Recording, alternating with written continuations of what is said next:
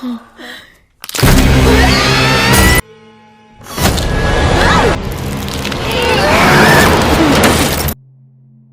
Guys, எல்லாம் எப்படி இருக்கீங்க? முன்னாடி போட கிளிப்ஸ் எல்லாம் பார்த்துருப்பீங்கன்னு நினைக்கிறேன். எஸ், இன்னைக்கு நம்ம ஒரு செம இன்ட்ரெஸ்டான ஸ்பானிஷ் ஹாரர் த்ரில்லர் படம் தான் பார்க்க போகிறோம். நம்ம ஹீரோவும் அவங்களோட ஃபேமிலியும் கிராமத்தில் ரொம்ப கஷ்டப்பட்டு கொஞ்சம் கொஞ்சமாக காசு சேர்த்து வச்சு சிட்டியில் ஒரு புது வீடு வாங்குறாங்க. அவங்க அந்த வீட்டுக்கு வந்ததுக்கப்புறம் நடக்கிற அமானுஷ்யமான விஷயங்கள், அந்த வீட்டில் என்னதான் இருக்குது, அவங்க அதை கண்டுபிடிச்சாங்களா இல்லையா, அவங்களுக்கு என்னாச்சுங்கிற கதையை இன்ட்ரெஸ்டாகவும் ஹாரராகவும் சொன்ன கதை தான் Malasana 32 street. Welcome to holy voice over. நம்ம சேனலை மறக்காமல் சப்ஸ்கிரைப் பண்ணிக்கோங்க, பக்கத்தில் இருக்க பெல் பட்டனையும் கிளிக் பண்ணிக்கோங்க, அப்படியே மறக்காமல் ஃபாலோவும் பண்ணிக்கோங்க. இப்போ நம்ம கதைக்குள்ளே போயிடலாம். ஓப்பன் பண்ணால் 1972 இருக்க ஒரு அப்பார்ட்மெண்ட்டை காட்டுறாங்க. உள்ள 4th ஃப்ளோரில் B2ங்கிற ரூமை மட்டும் ஒரு மாதிரி அமானுஷ்யமாக காட்டிட்டு மேலே பார்த்தா 2 சின்ன பசங்க விளையாடிட்டு இருக்காங்க. இப்படி விளையாடிட்டு இருக்கும்போது அந்த B2ங்கிற ரூம் முன்னாடி வந்து அந்த கோலி குண்டு விழுகுது. அதை பார்த்துட்டு இவங்க 2 பேர் தயக்கமாக நின்றுட்டு இருக்கும்போது அந்த சின்ன பையன் மட்டும் அதை எடுக்கலான்னு கீழே வரான். எடுக்கலான்னு போகும்போது அவங்க அண்ணன் அவனை கூப்பிட பின்னாடி திரும்பி பார்த்துட்டு கீழே பார்த்தா அந்த குண்டு அந்த வீட்டுக்குள்ளே வரைக்கும் போயிருக்கு. கீழே குமிஞ்சு பார்க்குறான், அந்த குண்டு பக்கத்தில் இருக்க மாதிரி தான் தெரியுது. ஸோ இவன் அந்த கதவை திறந்து வீட்டுக்குள்ளே போய் எடுக்கலான்னு சொல்லிட்டு கதவை திறக்கிறான். அந்த குண்டு இன்னும் கொஞ்சம் முன்னாடி போய் உருண்டு நிற்கிது. இவன் எடுக்கலான்னு சொல்லிட்டு பொறுமையாக நடந்து போயிட்டு இருக்கும்போது அங்கே ஒரு ஃபோட்டோ இருக்குது. அதை பார்த்துட்டு திருப்பி கீழே பார்த்தா அது இன்னும் கொஞ்சம் உருண்டு போய் ஒரு சேர் முன்னாடி போய் நிற்கிது. அந்த சேரில் ஒரு பாட்டி உட்காந்துருக்காங்க. பாட்டி, நான் அந்த குண்டை மட்டும் எடுத்துக்கிறேன்னு சொல்லிட்டு அவன் பக்கத்தில் போகிறான். திடீர்னு இந்த பாட்டி இவன் மேலேயே விழுந்துடுறாங்க. இவங்களோட பயந்துட்டு வீட்டை விட்டு வெளியே ஓடிடுறாங்க. அப்போ தான் தெரியுது அந்த பாட்டி இறந்து ரொம்ப நாளாக அப்படியே தான் இருந்திருக்காங்க. அப்படியே டைட்டில் போட்டு படத்தை ஆரம்பிக்கிறாங்க. அப்படியே இங்கே கட் பண்ணால் அங்கேருந்து 4 வருஷம் கழிச்சு, அதாவது 1976 காட்டுறாங்க. அங்கே நம்ம ஹீரோ, அவங்க ஃபேமிலி எல்லோரும் வந்து அந்த அப்பார்ட்மெண்ட்டில் குடிவதுக்காக வந்திருக்காங்க. ஹீரோ, அவங்க ஒய்ஃபு, ஒரு பொண்ணு, 2 பசங்க, அவங்க அப்பான்னு மொத்தம் ஒரு 6 பேர் இருக்காங்க.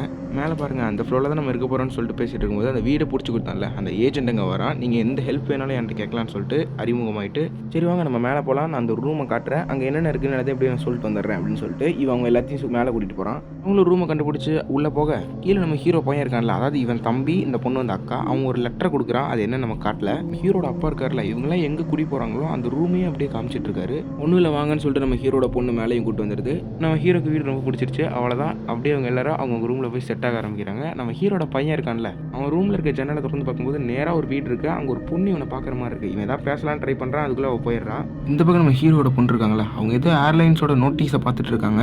அதை பார்த்து முடிச்சுட்டு அவங்க பழைய துணியில் எடுத்து கீழே போட்டுருக்காங்க. அவங்க அம்மா வந்து, என்னம்மா எல்லா துணியும் கீழே போட போறியா? ஆமாம், நான் எல்லாத்தையும் கீழே தான் போட போகிறேன்னு சொல்லிட்டு எல்லாத்தையும் கீழே போட்டுருக்காங்க. இப்போ ஒரு பச்சை கலர் ட்ரெஸ் இருக்குது, அதை மட்டும் நீ வச்சுக்கோ, இது உனக்கு நல்லா இருக்குங்கிற மாதிரி சொல்கிறாங்க.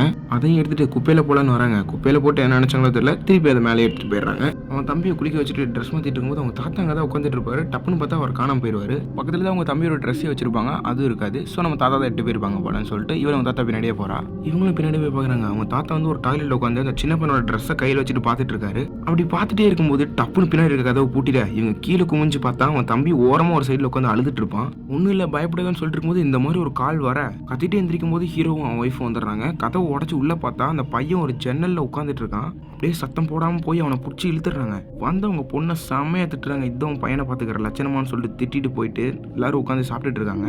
ஓகே, ஏதோ தெரியாமல் நடந்துருச்சு, எல்லாரும் சாப்பிடுங்க சொல்லிட்டு சாப்பிட்டு இருக்கும்போது ஹீரோயின் மட்டும் கோச்சிட்டு எந்திரிச்சு போயிட்டு காலைல அந்த பையன் ஒரு லெட்டர் கொடுத்தான்ல அதை பார்த்துட்டு இருக்காங்க. பார்த்துட்டு ஒரு புக்குக்குள்ளேயும் வச்சிடுறாங்க. வச்சுட்டு இவங்களும் அப்படியே தூங்கிடுறாங்க. அங்கே பார்த்தா அந்த தாத்தா இருக்கார்ல, அவர் கூட தான் சின்ன பையனும் படுத்துட்டு இருக்கான். அவருக்கு ஏதோ மூச்சு விடுற பிரச்சனை இருக்கும் போல. ஸோ அவர் அந்த ஆக்சிஜன் மாஸ்க் இருக்குல்ல அதை வச்சுட்டு நல்லா தூங்கிட்டு இருக்காரு. இப்போ தூங்கிட்டே இருக்கும்போது அந்த சின்ன பையன் இருக்கான்ல, அவன் ஒரு இருட்டில் பார்க்குறான். அங்கே யாரும் நிற்கிற மாதிரி இருக்குது. லைட்டை போடும்போது யாரும் இருக்க மாட்டாங்க. திருப்பி லைட் ஆஃப் பண்ணுறான், யாரும் நிற்கிற மாதிரி இருக்குது. திருப்பி லைட்டை போடுறான், யாருமே இல்லை.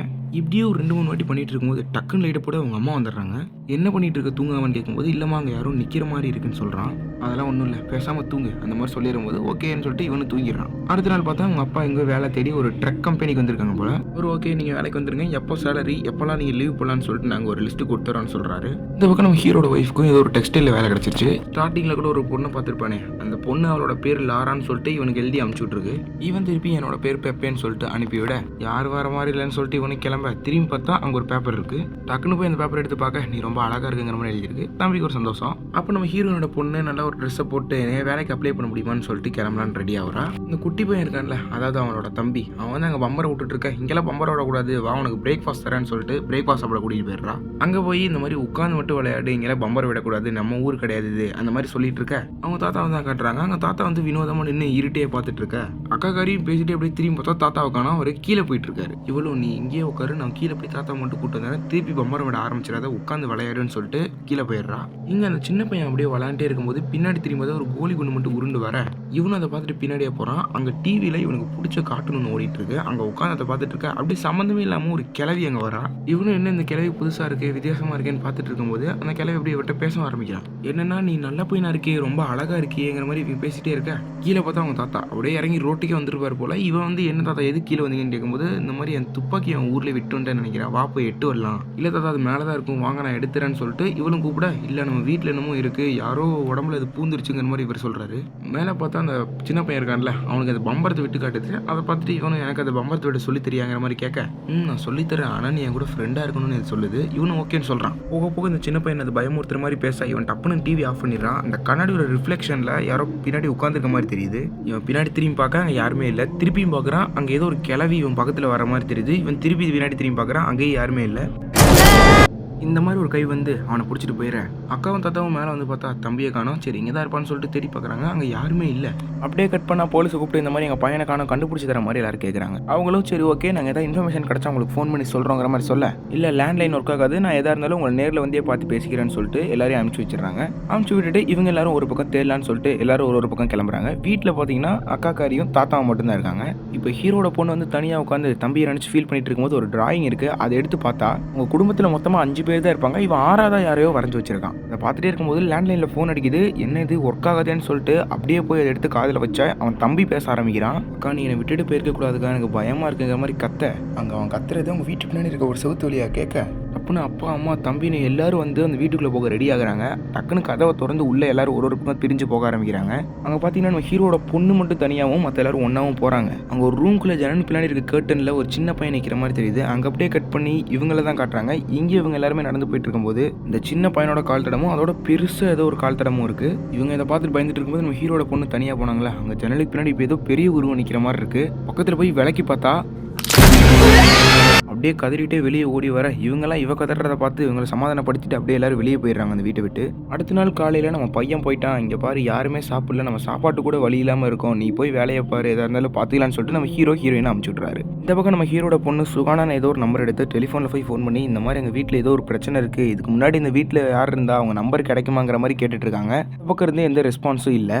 நம்ம ஹீரோயின் டெக்ஸ்டைலில் ஒர்க் பண்ணிட்டு இருக்கும்போது அவங்க ஒரு ஹேண்டிகாப் இருக்கா, அவள் இவளையே குறுகுறுன்னு பார்த்துட்டு இருக்க. நம்ம ஹீரோயினும் போய் சொல்லுங்க உங்களுக்கு எதாவது ஹெல்ப் வேணுமான்னு கேட்க அவள் விசில் அடிக்க ஆரம்பிக்கிறா. அதை பார்த்துட்டு இந்த ஹேண்டிகேப் பின்னாடி இருந்து ஒரு லேடி வந்து ஒன்றும் இல்லை என் பொண்ணு தான், ஏதாவது ஒரு விஷயத்தை பார்த்து இப்படி தான் அந்த மாதிரி பண்ணுவா அப்படிங்கிற மாதிரி சொல்கிறாங்க. ஓ அப்படிங்கிற மாதிரி நம்ம ஹீரோயின் சொல்ல, இந்தாங்க இது உங்களுக்கு தேவைப்படுன்னு ஒரு கார்டை கொடுக்குறாங்க. இப்போ வீட்டில் அந்த பெப்பே இருக்கான்ல, அவங்க உட்காந்துட்டே இருக்கும்போது அந்த பொண்ணுகிட்ட இருந்து திருப்பி ஏதோ எழுதி அனுப்பி விடுறா.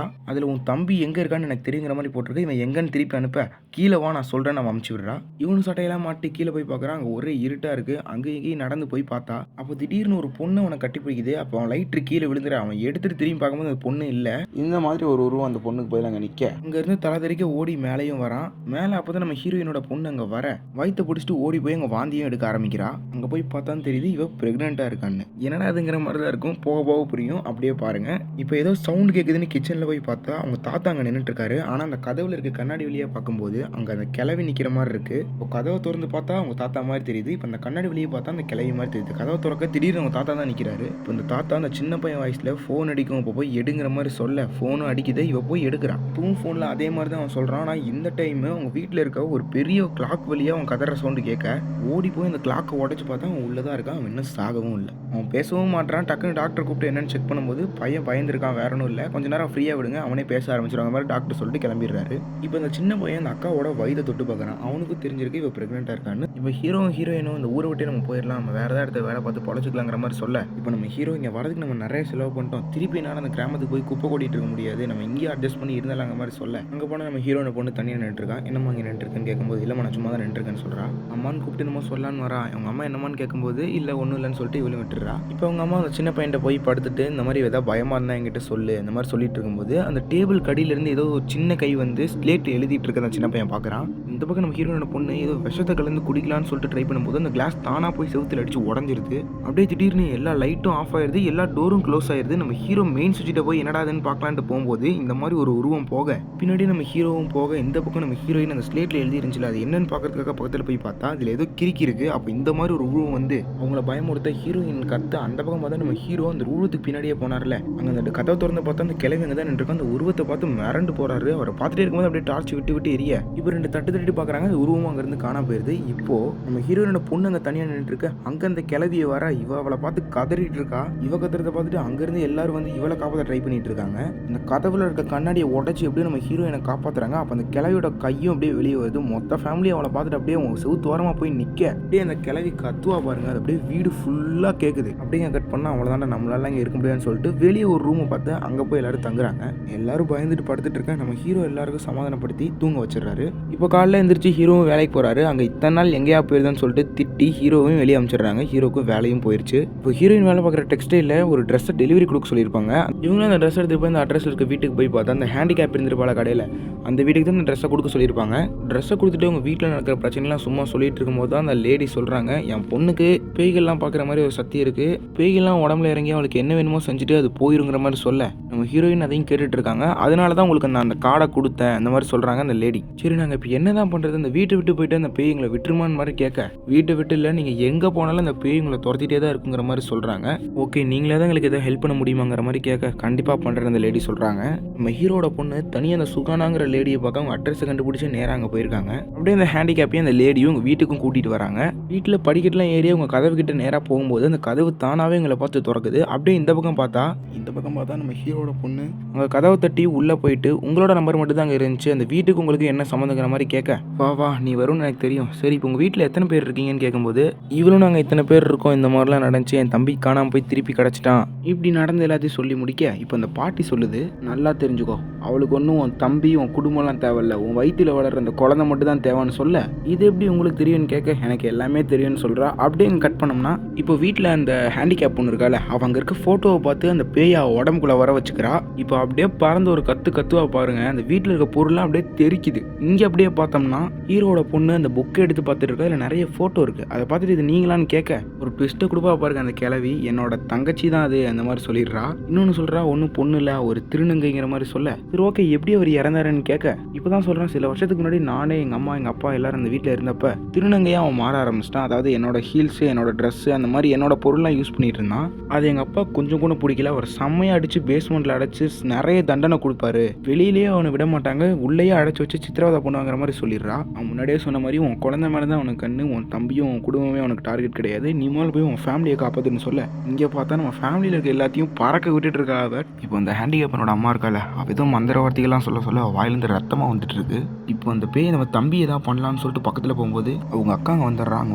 வந்து என் தம்பி என் குடும்பத்தையும் விட்டு இல்லைன்னா அந்த குழந்தைய நான் கொன்றுவேன்னு சொல்லிட்டு ஒரு கண்ணாடி எடுத்து அவன் வயிற்றுல வச்சு அழுத்துறான். அவன் ப்ரெக்னெண்ட்டாக இருக்கிறது இப்போ தான் அவங்க வீட்டில் இருக்குன்னு தெரியுது. அந்த பேய் இவளை பார்த்து கத்த அவங்க அப்பா அந்த பேயை பிடிச்சிட்டு அப்படியே பால்கனி வழியாக குதிச்சிடுறாரு. 2 பேரும் இறந்துட்டாங்களான்னு பார்த்தா அவங்க அப்பா கீழே விழுகிற மாதிரியும் அந்த பொண்ணை அவருக்கு மேலேயும் வச்சுட்டு விழுந்திருக்காரு. அதனால அந்த பொண்ணு மட்டும் தப்பிச்சிடுறா. இப்போ அப்படியே அடுத்த நாள் காட்டுறாங்க, எல்லாரும் பேக்கப் பண்ணிட்டு இந்த ஊர் விட்டே கிளம்பலான்னு சொல்லிட்டு கிளம்புறாங்க. போகிறதுக்கு முன்னாடி நம்ம ஹீரோட பொண்ணு அந்த வீடியோ பார்க்க அப்படியே அந்த வீட்டுக்குள்ளே காட்டுறாங்க. அப்படியே அங்கே இருக்க சேரும் ஆடி அங்கே இருக்க ஃபோன் அடிக்குது. அதோட இந்த படம் முடியுது. இந்த படம் உண்மையிலே செமையாக இருந்துச்சு. நீங்கள் உங்களுக்கு டைம் இருந்தால் கூட செக் பண்ணி பாருங்கள். ஒரு நல்ல கருத்தோடு தான் அந்த படத்தை எடுத்திருப்பாங்க. ஓகே நண்பர்களே, அடுத்த வீடியோவில் சந்திப்போம். தேங்க்யூ.